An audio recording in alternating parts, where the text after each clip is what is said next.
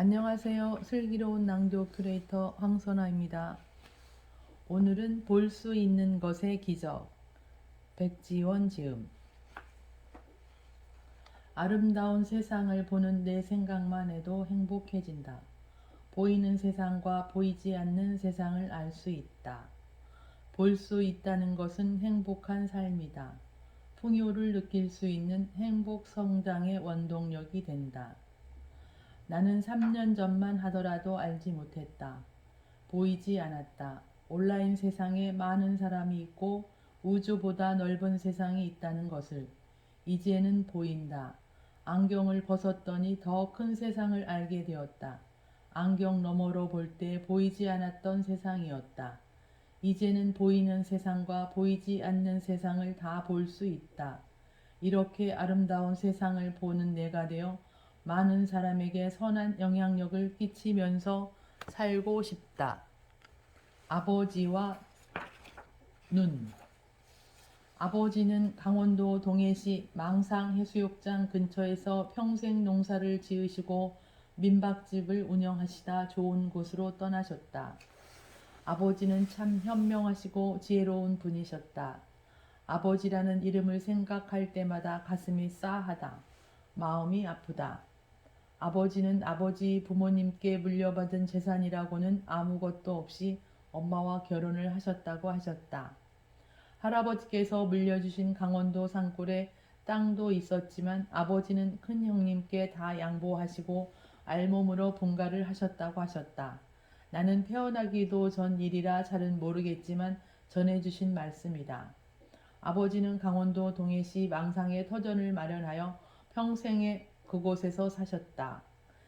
매일 아침 4시가 되면 일어나셨다. 예전에 농사 짓는 사람들은 농민신문을 무료로 배달해 주셨다. 지금은 종이신문들을 잘 보지 않지만 예전에는 종이신문을 새벽이면 배달해 주곤 했었다.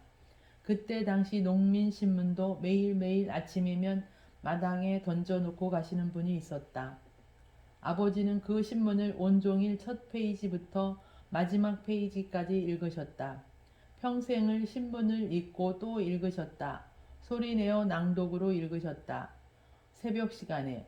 지금 생각해보면 아버지는 참 대단하셨다. 그렇게 루틴을 정해놓고 매일 하는 게 쉽지 않았을 텐데 누가 시키는 것도 아닌데 매일 같은 시간에 기상하셨다. 학교는 많이 배우지 못했지만 매일 공부하며 사셨다. 독학으로 천자문도 다 따셨다. 한문이라면 모르는 것이 없었다. 한글보다 한문을 더 많이 하셨다. 대학 교수님도 아버지한테 한문으로 못 이기셨다. 그렇게 노력하시고 학습하시니 그 누가 아버지를 따라오겠는가. 동네에서 어려운 서류를 작성해야 하는 문제가 생기면 동네 어르신들은 아버지한테 다 오셔서 부탁하셨다. 아버지는 한문을 많이 알고 붓글씨를 잘 쓰시다 보니 글을 잘 모르는 동네 분들께 많은 도움을 주시면서 사셨다. 세상에 선한 영향력을 많이 끼치고 사셨으니 좋은 곳에서 행복하게 잘 계실 거라 믿어진다. 아버지는 살아 계시는 동안 자식한테 민폐 주는 것을 아주 많이 싫어하셨다. 자식을 도와주지는 못할 망정 자식 힘들게 하면 안 된다는 마음으로 봄, 여름, 가을에는 농사를 지으시고 여름에는 농사 지으면서도 민박도 하셨다. 민박으로 한 달 벌어서 1년 용돈은 충분히 버셨다. 겨울에는 농사일도 없고 민박도 안 하니 다른 아르바이트를 찾으셨다. 동네 주유소에서 겨울에는 주유 넣는 일도 하셨다. 아버지는 그냥 시간을 헛되이 보낸 적이 없으셨다. 시간이 날 때마다 책을 보고 신문을 보고 풍수지리도 공부하셨다. 그래서 동네에 초상집이 생기면 아버지를 찾아오신다. 양지 바른 곳에 좋은 장소 좀 봐주시라고 부탁을 한다. 아버지는 마다하지 않고 좋은 못자리도 봐주시고 이런저런 아르바이트를 계속 하셨다. 그렇게 당신의 삶을 잘 살아가시는 모습이 너무 좋았다. 그래서 아버지는 살아계시는 동안 우리 자식들한테 한 번도 민폐를 끼치는 법이 없으셨다. 그렇게 열심히 부지런히 현명하고 지혜롭게 살던 아버지께서 오토바이를 타고 친구 만나러 가시다 사고가 나셨다. 살짝 넘어졌는데 자골에 금이 갔다고 하셨다. 119 응급차로 병원으로 이송을 했다는 연락을 받았다. 아버지께 전화를 먼저 드렸다. 아버지 괜찮으세요? 물어보았다. 아버지는 병원에 도착했으니 걱정하지 마라. 괜찮다. 그리고 올 곳 없다. 아무 일 없는 듯이 평상시처럼 전화를 받으셨다.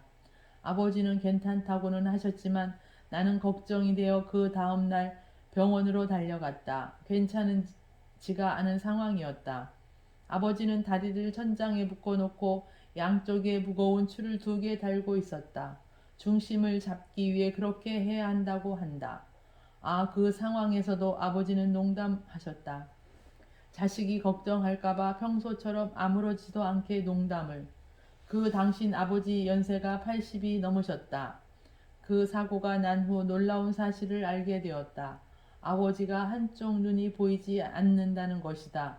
그런데 지금 사고라는 상관없이 젊었을 때부터 한쪽 눈이 안 보이기 시작했다는 것이다. 군대에서 다쳤다고 한다. 자세한 이야기는 안 하셨다. 아버지는 20대부터 80까지 외눈으로 사셨다는 것이다. 그 사고가 나기 전까지는 우리 자식들 4남매는 아무도 그 사실을 모르고 살았다. 정말 우리 아버지.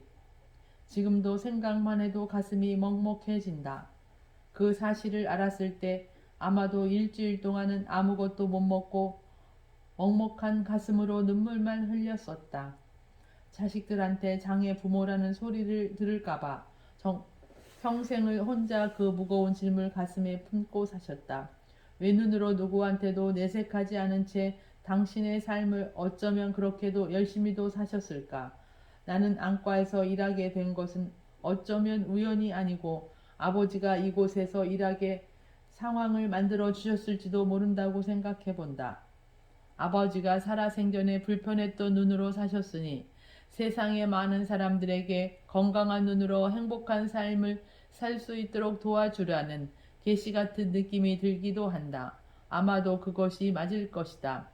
아버지, 우리 아버지는 나에게 정신적인 지주였다. 아버지는 아직 내 마음속에 살아계신다. 아버지가 문득문득 생각날 때면 한쪽 눈으로 살아내셨던 그 삶이 가슴이 아프다. 그런데도 아버지는 마지막 떠나던 며칠 전 나는 소풍 잘 놀다 간다. 꽃 피고 따뜻한 봄이 오면 김밥 싸서 그곳으로 소풍 오너라. 라고 멋진 말을 남기고 가셨다. 인생을 소풍이라는 명언을 남기시고 좋은 곳으로 떠나셨다. 생전에 한 번도 못 해본 한마디를 전하고 싶다. 아버지, 아버지 사랑합니다. 볼 수 있다는 것의 기적. 20년 동안 함께한 천직 미용. 나는 아름다운 세상을 보는 아세나입니다.